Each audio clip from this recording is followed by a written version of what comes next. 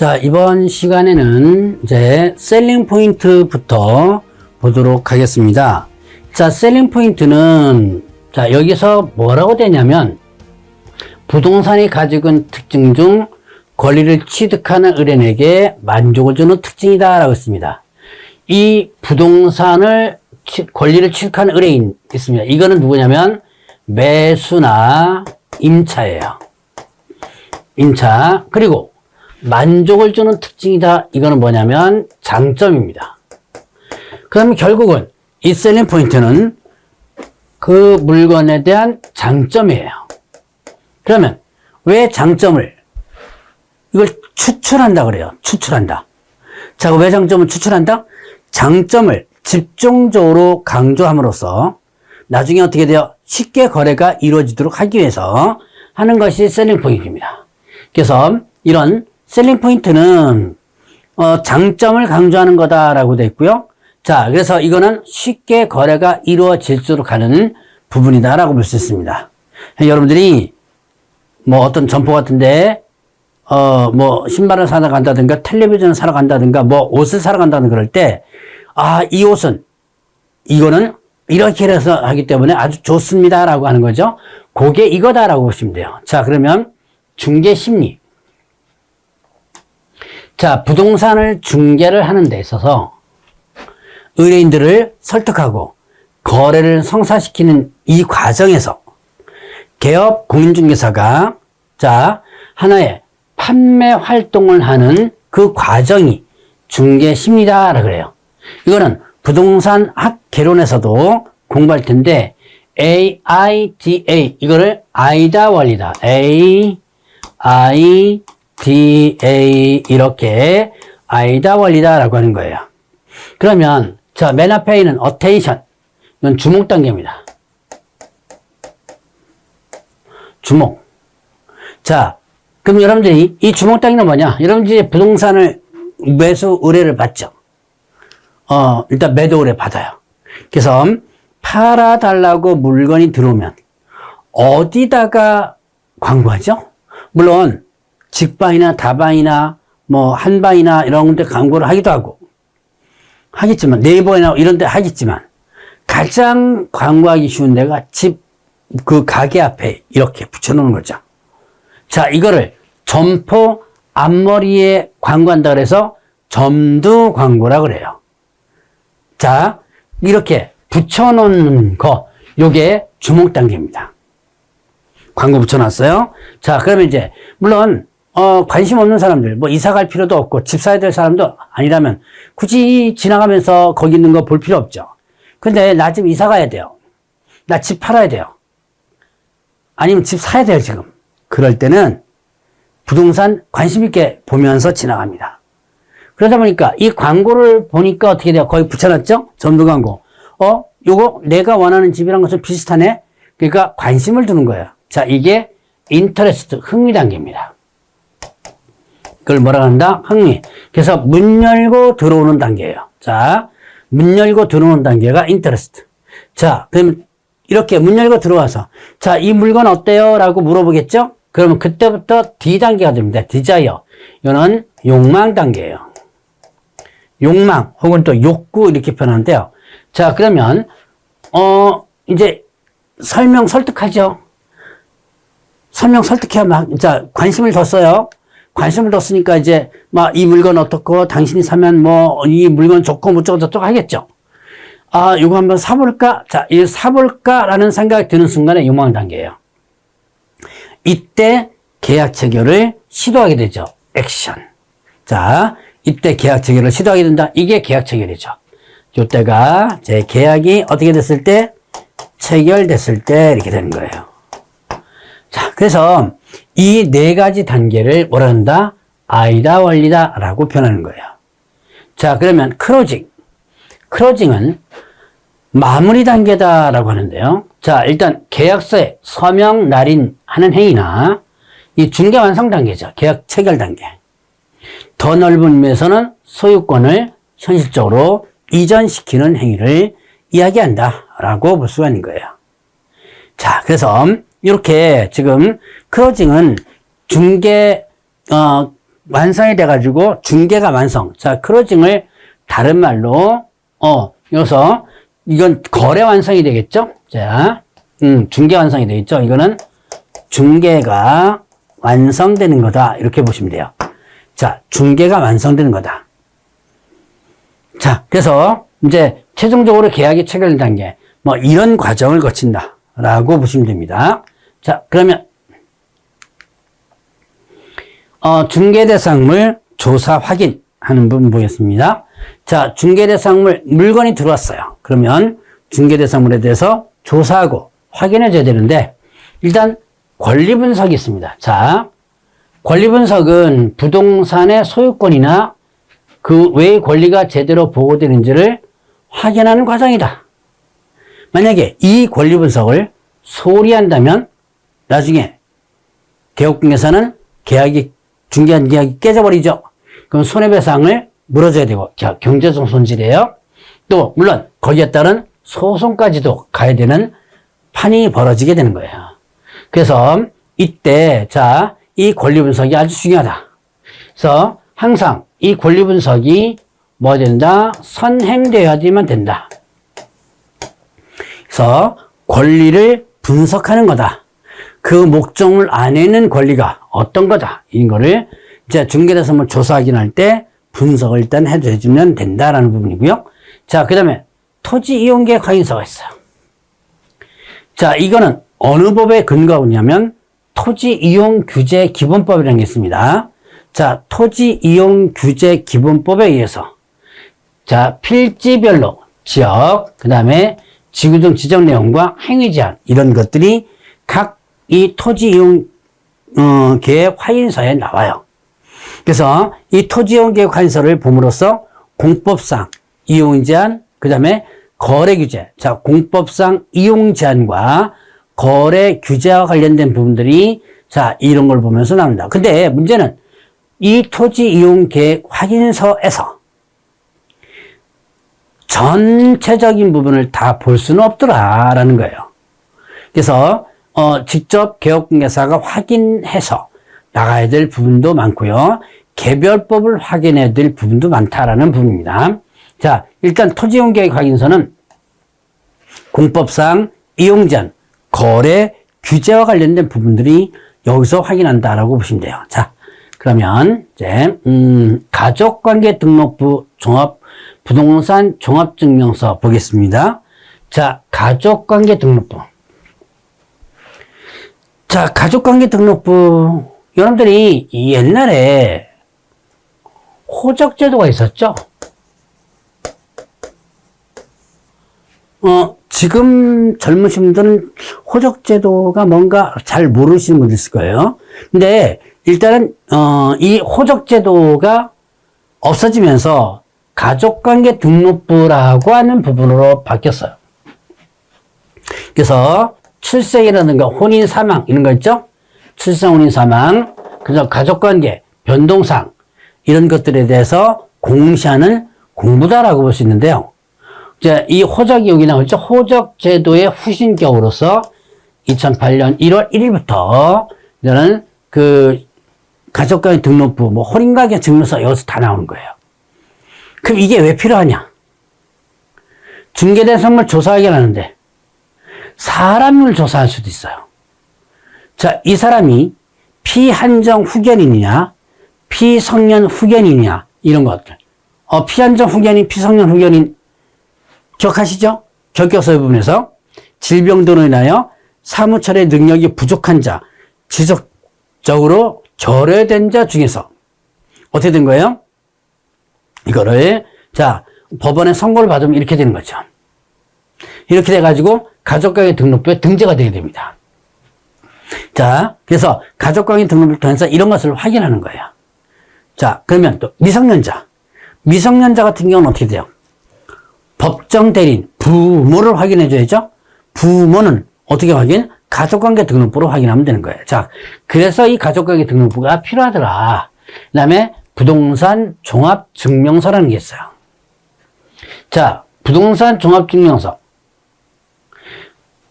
그 지적공부와 건축물 내장, 그다음에 토지 이용계획 확인서, 토지 이용계획 확인서, 이런 것들, 공시지가, 주택가격, 이런 것들이 한꺼번에, 자, 18종의 증명서가 한꺼번에 들어와 있는 것이 부동산 종합증명서입니다. 그래서, 자, 여기에 각종 공부해 있는 것을 한 총망라를 하는 거예요. 자, 그래서 여러분들 이제 이 중개대상물 조사하긴 할 때, 이렇게 부동산 종합증명서를 발급받아가지고 할 수도 있다라는 부분입니다. 자, 이런 내용이, 이런 게 있다라고 보시면 돼요. 자, 그러면, 후견등기부. 자, 보죠.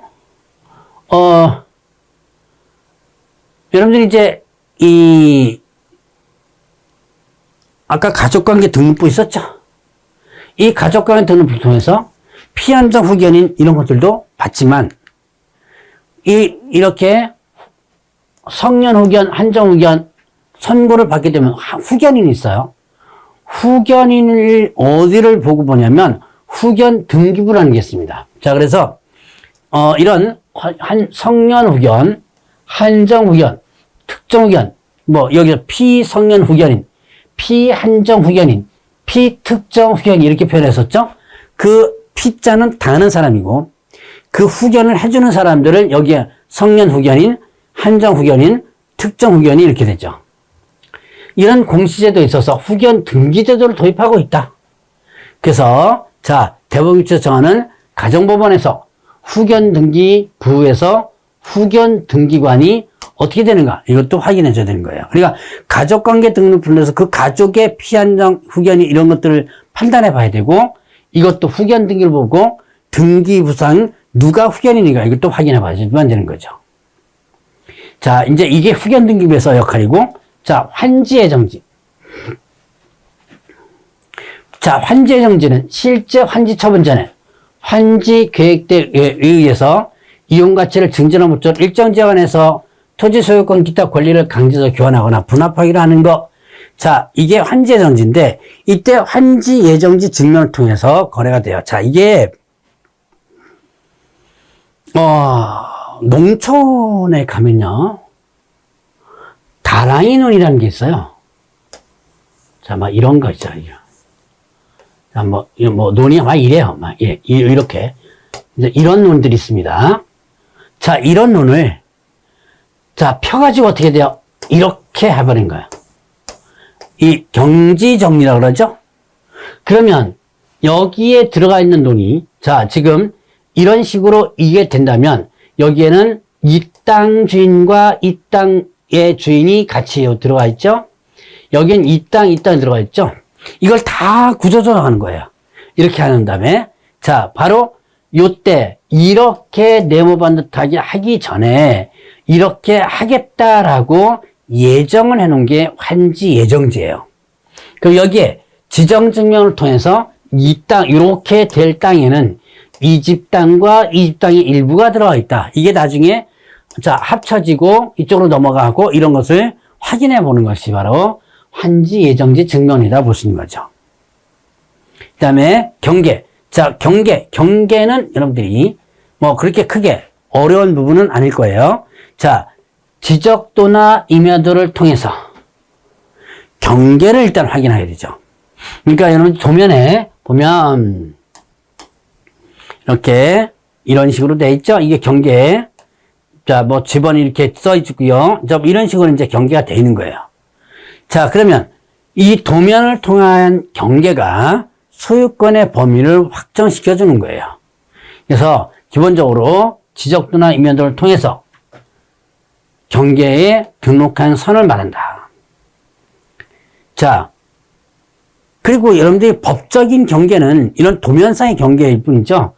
단장이나 경계표 등에 정해지는 건 아니에요. 그래서 특히 여러분들 시골 땅 같은 거 있죠? 조심하셔야 돼요. 시골 땅 같은 거 잘못 사면 특히 경계 측량을 안 하고 사죠?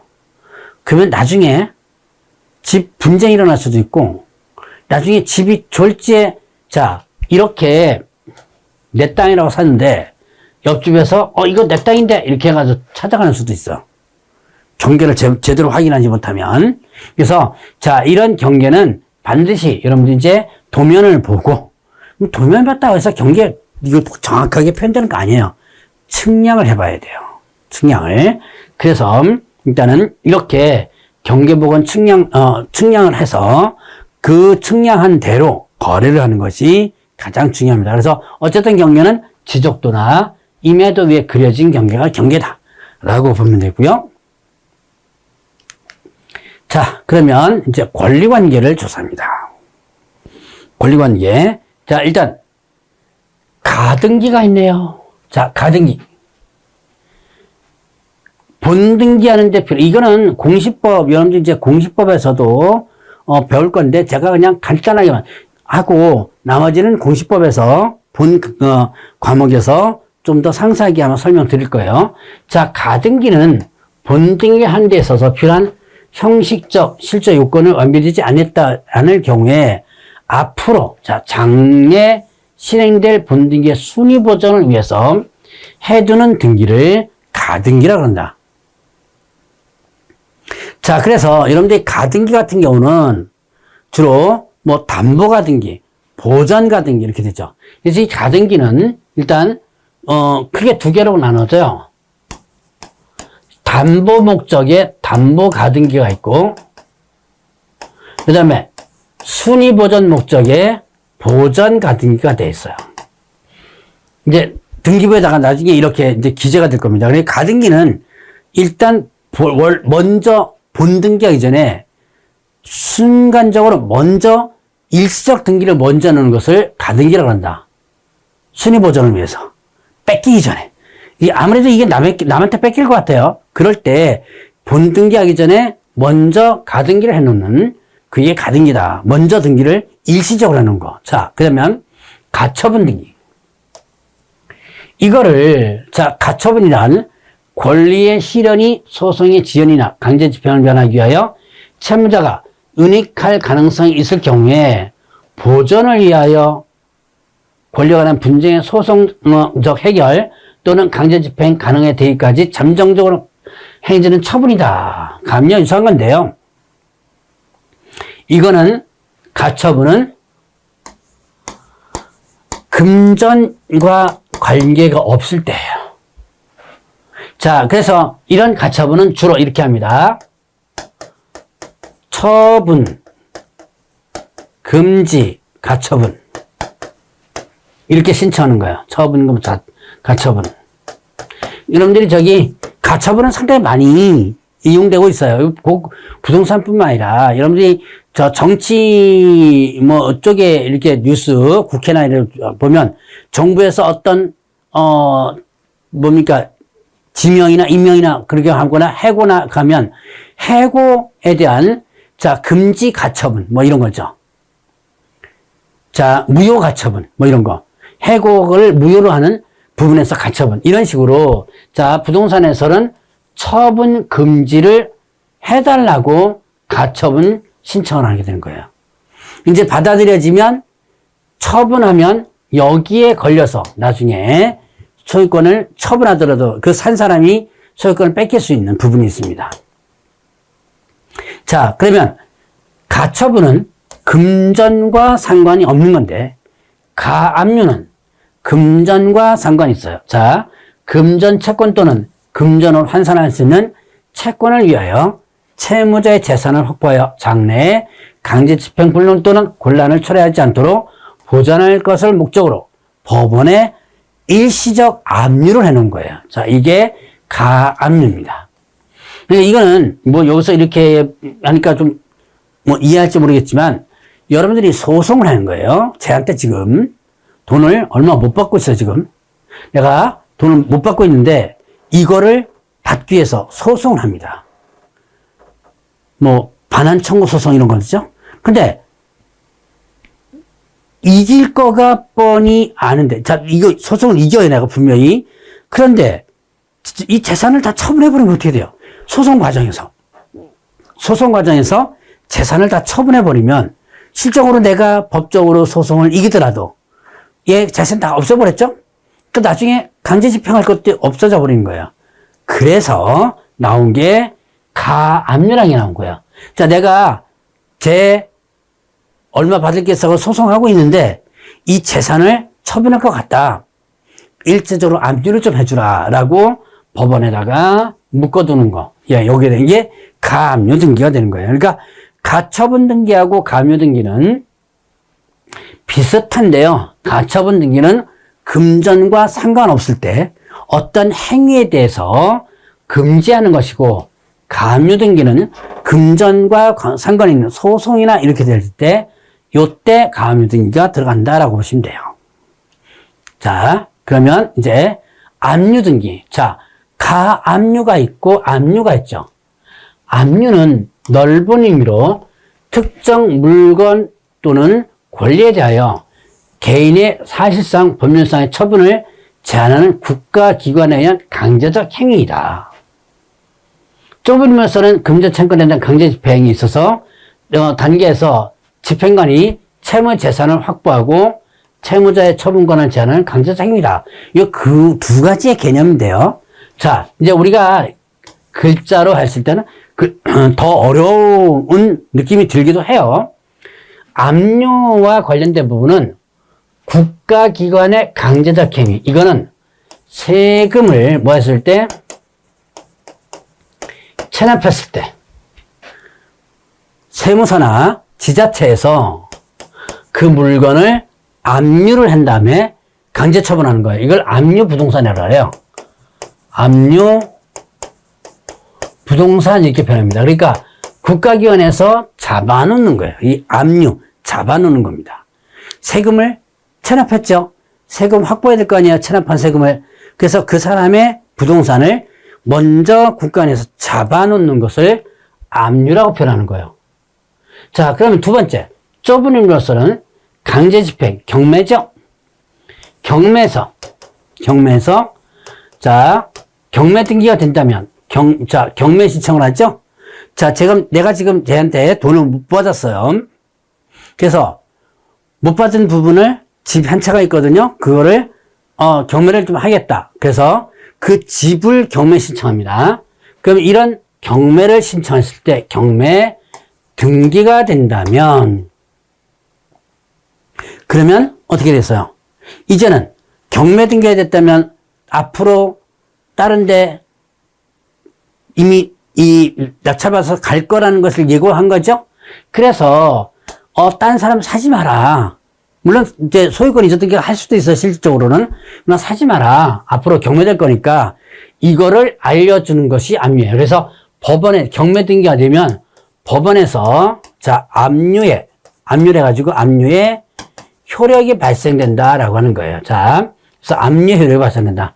이게 압류는 이렇게 세금을 체납했을 때 국가기관이 그 땅을 잡아놓는 거, 경매 신청을 했을 때 경매 등기가 됨으로써 그걸 다른 데 팔지 못하도록 형식적으로 하기 위한 거, 이게 다 압류라고 보면 돼요. 자, 환매 등기. 환매는 팔고 사는 게 동시에 이루어지는 건데요.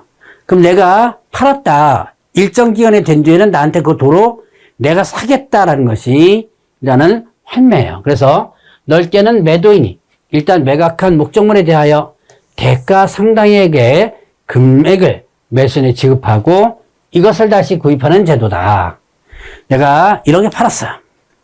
대신 약속해 놓습니다. 내가 이거 1억에 팔지만 3년 뒤에 내가 이거 1억에 사겠다. 이런 식으로 팔고 사는 개념이 도로 원위치 않은 것을 환매라, 등기라 그래요. 자, 그러면 경매 등기. 경매, 채권 채무 관계에서 경매 신청을 하면 압류력이 발생된다 그랬죠? 그래서 강제로 매각될 것이 예정되어 있다. 뭐 이렇게 하는 거죠. 자, 경매 등기는 여기서 일단 설명드렸기 때문에 간단하게 한번 보고 넘어가고요. 자, 이제 법정상권 부분, 요거는 다음 시간에 하도록 하겠습니다.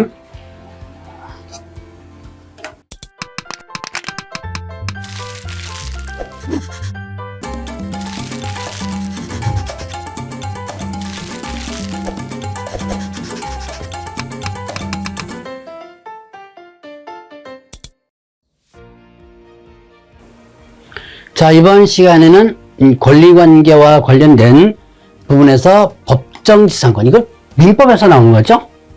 자, 법정지상권과 유치권은 민법에서도 아마 개념 정리를 조금 할 거예요.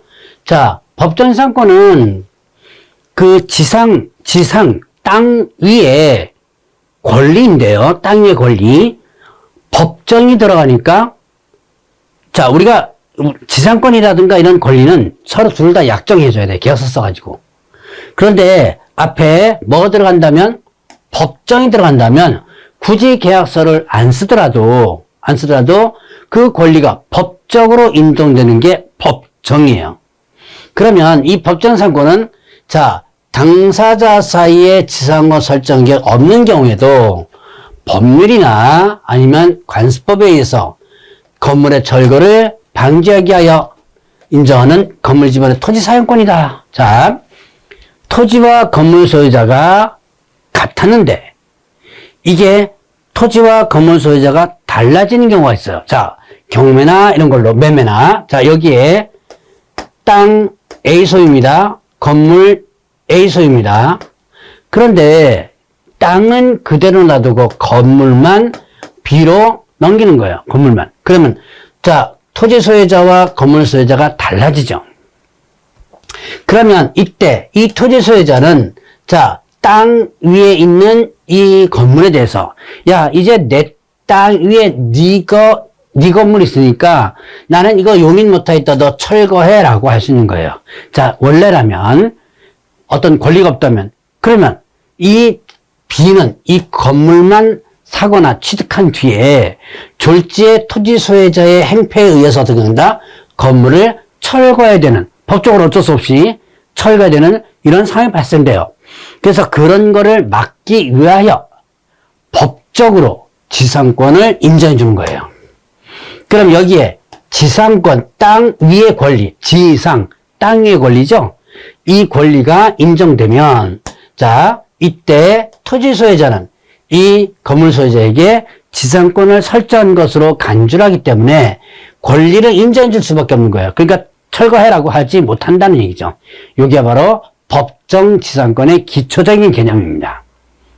자, 그래서 법정 지상권 이런 거다라고 보시면 되고, 자, 유치권이 있어요. 유치권은 타인의 물건 또는 유가증권을 점유한 자가 그 물건 또는 유가증권에 관하여 생긴 채권을 가지는 경우 그 채권을 변제받을 때까지 물건이나 유가증권을 유치할 수 있는 권리. 유치라는 개념은 유치 많이 들어보셨죠? 유치. 못 들어봤으면 이거는 들어봤을 거예요. 유치장. 유치장은 어디 있는 거예요? 유치장. 안 가보셨죠? 네, 안 가보시는 게 좋습니다. 자, 유치장은 경찰서에 있어요. 그럼 일시적으로 어디로 가기 전에? 구치소로 가기 전에. 잠깐, 아니면 뭐 풀어준다 하더라도 잠깐 하루나 이틀 조사하고 풀어주는 그 개념이 유치라는 개념이에요. 그게 유치장입니다. 일시적으로 어디 간다? 점유하고는. 사람을 점유한다는 거랬지만 그 유치장 개념과 비슷한 게 유치권이에요. 자, 제가 여기다가 이렇게 좀 복잡하게 써놨어요. 타인의 물건 또는 유가증권을 점유한 자가 어쩌고저쩌고 해놨습니다. 자, 그러면 이거는 일단 제껴놓고, 자, 일단 여러분들이 유치권을 가장 잘 설명하는 것이 뭐 가전제품 수리라든가 아니면 시계 수리. 자, 시계를 한번 수리해 볼까요? 시계 고장났어요. 그래가지고 시점 맡깁니다. 좀 고쳐주세요. 맡기죠. 자, 그러면 이 시계 수리점 주인은 이 시계를 고쳐놓고 기다리고 있겠죠? 찾아올 때까지. 그리고 주세요. 그럼 주나요? 뭘 줘야 돼요? 수리비를 줘야죠. 아, 저 오늘 수리비 안 갖고 왔는데 그냥 시계 주면 내가 갖다 드릴게요. 그러면 시계점 주인은 무슨 소리 하는 거냐 그러겠죠? 돈 수리비 줄 때까지 이거 못 내나? 라고 하죠. 이 유치권이에요. 자, 그러니까 유치권은 어떤 금전적인 어떤 돈을 받을 권리가 있을 때, 자, 목적물을 맡겨놓고 그렇게 됐을 때 그 돈을 줄 때까지 그 목적물을 안 주는 권리, 유치, 붙잡고 있는 권리가 바로 유치권입니다. 자, 그러면 유치권이 제가 시계 갖고 했지만 실질적으로 부동산에서는 어떻게 써먹느냐. 자, 여기에 건물을 지었습니다. 일정 부분 재고. 예를 들어서 건물 공사를 하면 기본적으로 뭐 있어야 돼요? 일단 공사 대금에 대한 계약금을 줍니다. 그 다음에 또 계약금 주고 나서 짓다가 뭐 중도금 좀 주는 거예요. 그러다가 이제 나중에 어느 정도 다 짓고 나면 잔금 주는 거죠. 근데 자, 다 졌는데 뭘 안 줘요, 지금? 공사 대금을 안 주는 거예요. 그럴 때 공사 대금 줄 때까지 이거를 점유하고 있는 거야. 점유 붙잡고 있는 거죠. 안에 들어가서. 줄 때까지 돈 공사 대금 줄 때까지 못 나가. 그래서 플랜카드 붙여놓습니다. 여러분들이 혹시 건물 같은데 지나가다 보면 이 건물은 유치권 행사 중입니다. 라는 플랜카드를 보셨을 거예요. 그게 바로 이거예요. 그 건물은 영나 없이 저 공사대금 못 받았구나 라고 보시면 돼요. 자, 이게 유치권에 대한 기본 개념이에요.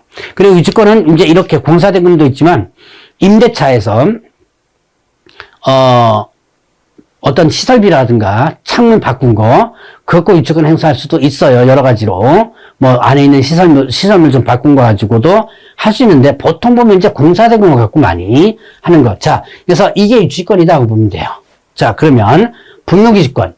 자, 묘지죠. 묘지. 자, 타인 소유 토지에 분묘를 설치한 자가 분묘로 소유 관리하기 위하여 분묘의 기지 부분인 토지를 사용할 수 있는 지상권과 유사한 물건이다 라고 합니다. 자, 그럼 이게 뭐냐? 남의 땅에다가 내 땅이 아니에요. 남의 땅에다가 분묘를 설치해 놓고 그것을 수호하고 봉제사, 자, 제사도 지내고 벌초도 하고 할 수 있는 권리를 뭐라 한다? 분묘 기지권이라 그런다라고 하는 거죠. 자, 그래서 분묘기지권은 남의 땅에다가 분묘를 설치한 거다. 그리고 이거를 기지 부분인 토지를 사용할 수 있는 권리다. 내 땅에다가 하면 일단 분묘기지권이 인정되지 않는 거죠. 자, 이게 분묘기지권과 관련된 부분. 그러니까 분묘기지권은 이제 시험 문제 곧잘 나옵니다. 자, 그러면 이제 장사 등에 관한 법률이 있네요. 이 장사 등에 관한 법률, 요거는 옛날에는요 매장 및 묘지에 관한 법률이라고 했었어요. 근데 이 장사에 대한 부분이 많이 확대됐죠. 옛날에는 매장하고 묘지하고 뭐 이런 것만 있었는데요. 자, 장례 예식장 정도. 자, 지금은 매장뿐만 아니라 뭐 있죠? 자연장도 있고요. 그 다음에 또 뭐 수목장도 있고요. 그 다음에 뭐도 있어요? 납골하는 것도 있죠.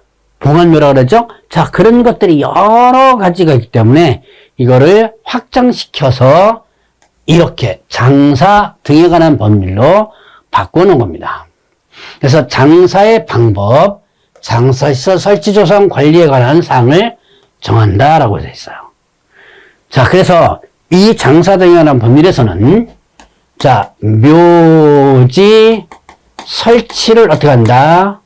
억제한다라고 보면 돼요. 자, 묘지 설치를 억제한다. 그래서 지금은 자연장, 납골, 봉안묘 이런 쪽으로 많이 확장을 하고 있습니다. 자, 그러면 이제 이 장사 등에 관한 법률에서는 몇 가지 용어가 있는데요. 그 이제 시험용으로 나오는 몇 가지 용어. 매장.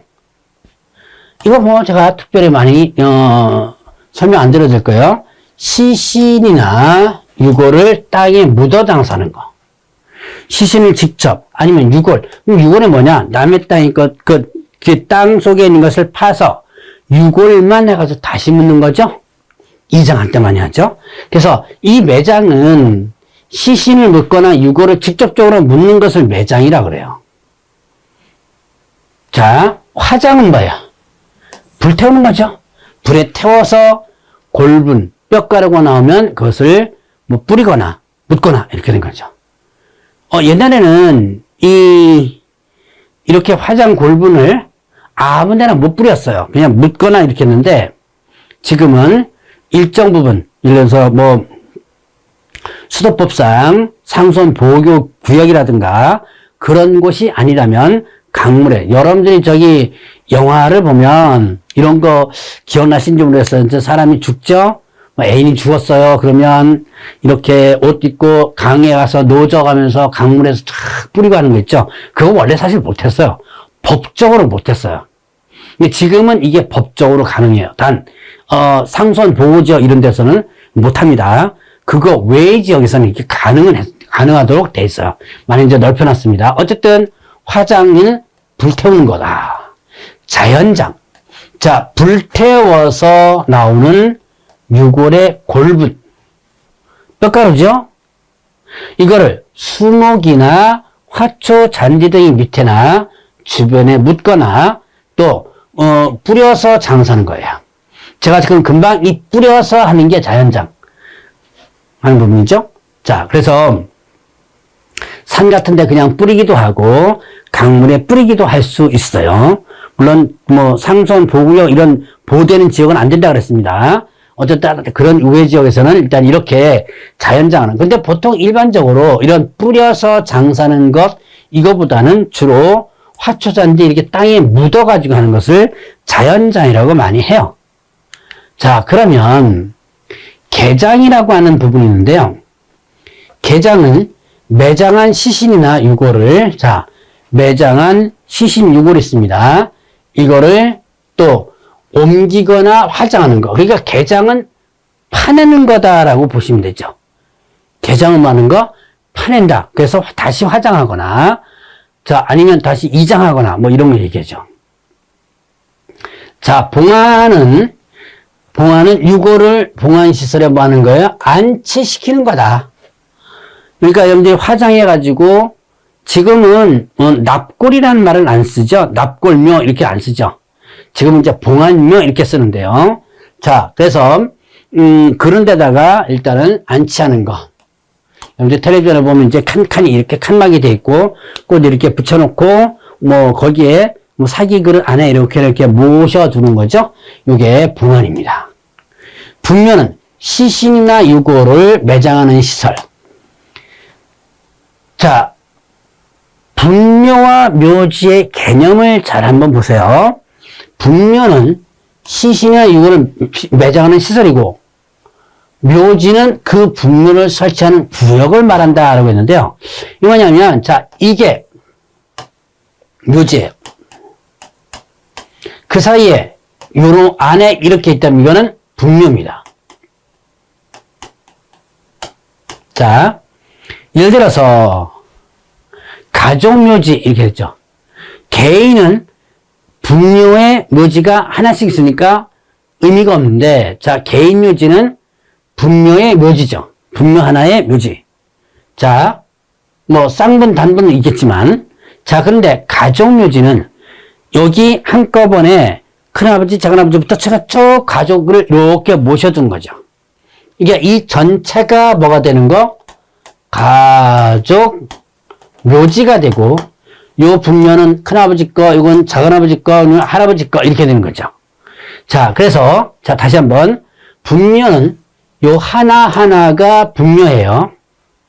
묘지는 요 전체를 뭐라 그런다? 묘지라 그런다. 라는 거죠.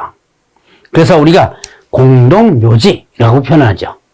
자, 그래서 그런 내용들이고, 자, 화장시설, 시신이나 유골을 화장하기 위한 화장로 시설입니다. 화장터라고 하죠. 자연장, 자, 자연장지. 자연장은 뭐라 그랬어요? 화장해서 골분을 땅에 묻거나 뿌리거나 위한 자연장이라 그랬죠. 근데 그 땅에 묻는 그 땅을 일정 부분 면적을 조성하는 것이 자연장지입니다. 이것도 나중에 이제 기본 강의 들어가면 면적, 허가 여부 이런 거 배울 거예요. 자, 그래서 자연적으로 장사할 수 있는 구역을 말한다. 자, 그러면 수목장. 자, 산림에 조성하는 자연장지를 수목장이라고 그래요. 수목장림. 원래 이 수목장은요, 서양 쪽에는요, 큰 나무들이 있어요, 이렇게. 숲을 있죠? 수림. 이 안에 아름드 같은 나무 한 그루를 지정한 다음에 그 밑에 골분을 묶고, 그 다음에 거기에 표식을 해놔요. 누구누구 그래서 표식해 놓고 와서 기도하고 하는 게 수목장입니다. 수목장림. 자, 우리나라의 수목장림은 별로 안 돼요. 사유시설 중에서 제가 알기로 전라도 어느 쪽에 수목장, 대형 수목장림 지정해 놓은 게 있고요. 그리고 나머지는 다 조성했어요. 여러분들 거기 제가 강의 들으면서 인터넷 핸드폰 한번 쳐보세요. 수목장림 하면 나무 이렇게 공동묘지랑 똑같아요. 이게 다 이렇게 조성해 놓고 나무를 이렇게 조그만 것들, 크지도 않은 것들 한 그루씩 하나씩 다 심어 놓습니다. 그리고 이제 여기 신청들은 요 한 그루에다가 그걸 갖다가 뿌려서 주는, 뭐 뿌릴 수 있도록 이렇게 지정해 주는. 뭐 지금 현재 우리나라는 그렇게 지금 하고 있는데 원래는 수목장은 그렇다. 큰 나무들 자연림 중에서 수목장림을 지정해서 거기다가 이렇게 하는 부분이 수목장림이에요. 자, 장사시설은 묘지나 화장, 봉안, 자연장지 이런 것들이죠.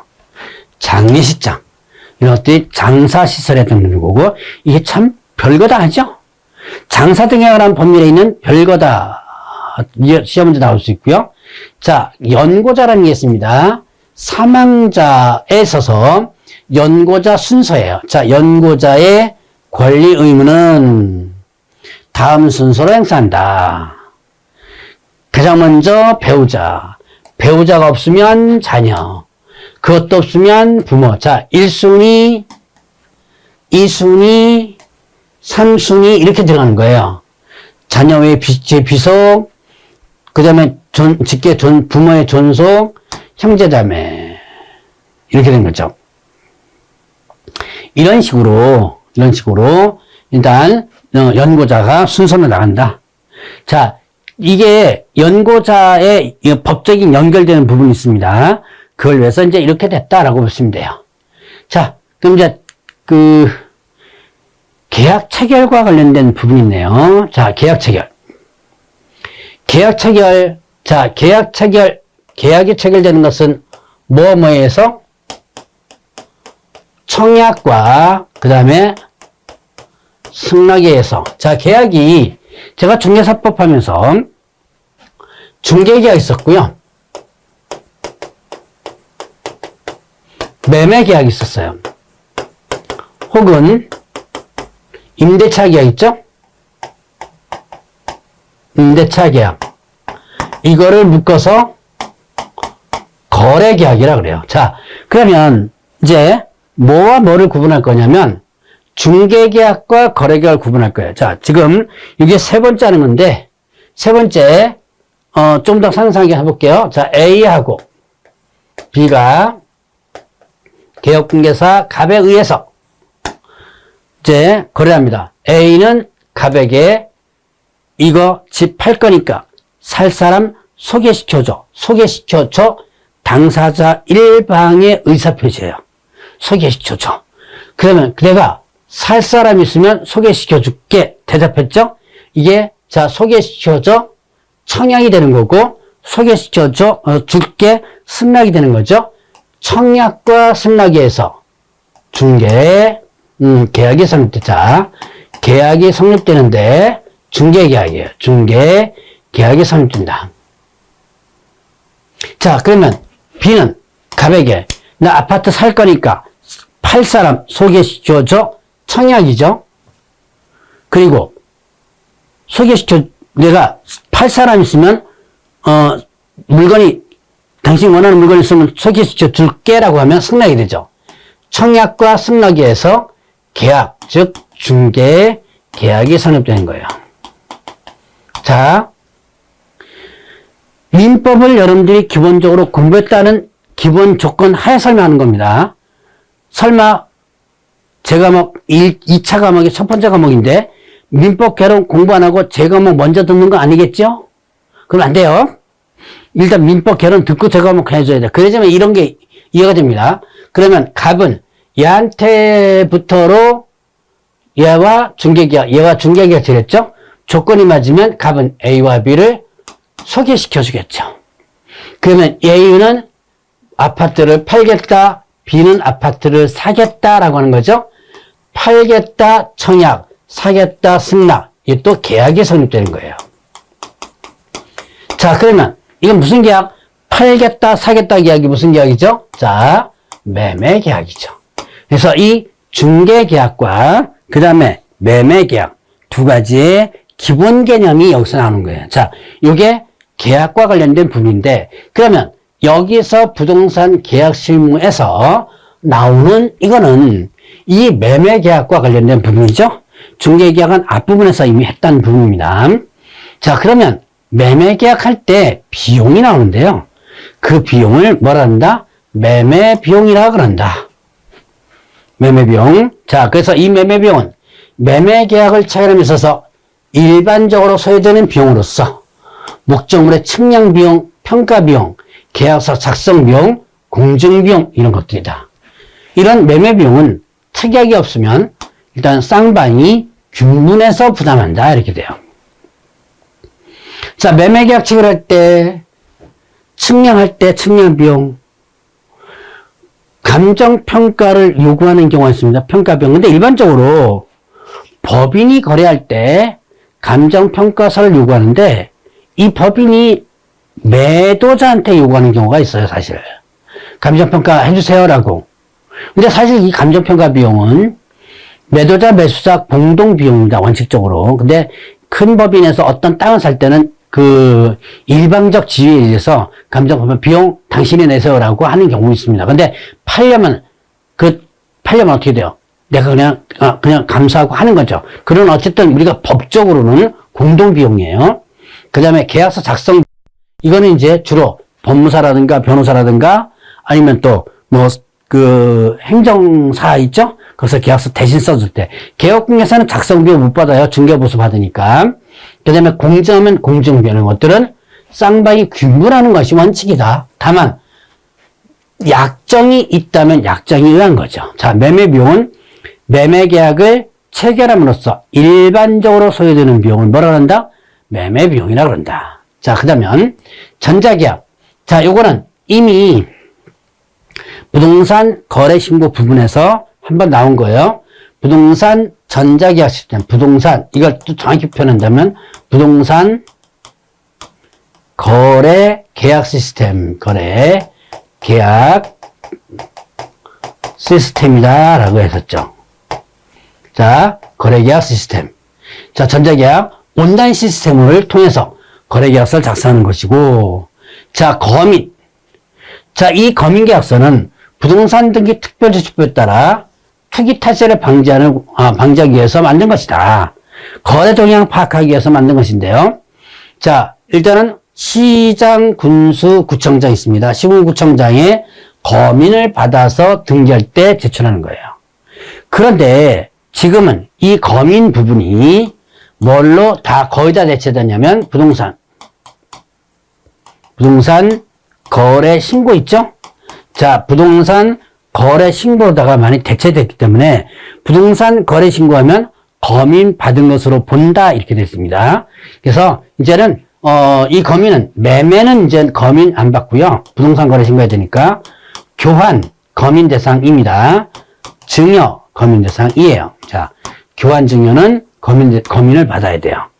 부동산 거래 신고 대상이 아니니까. 그래서 이런 거는 거민은 이 부동산 거래 동향 받고 조세를 확보하기 위한 옛날 제도다. 지금 이런 경우에 조금 남아 있습니다. 자, 그러면 다음 시간에는 주택임대처분법과 상가금 임대처분법에 대한 내용을 살펴보도록 하겠습니다.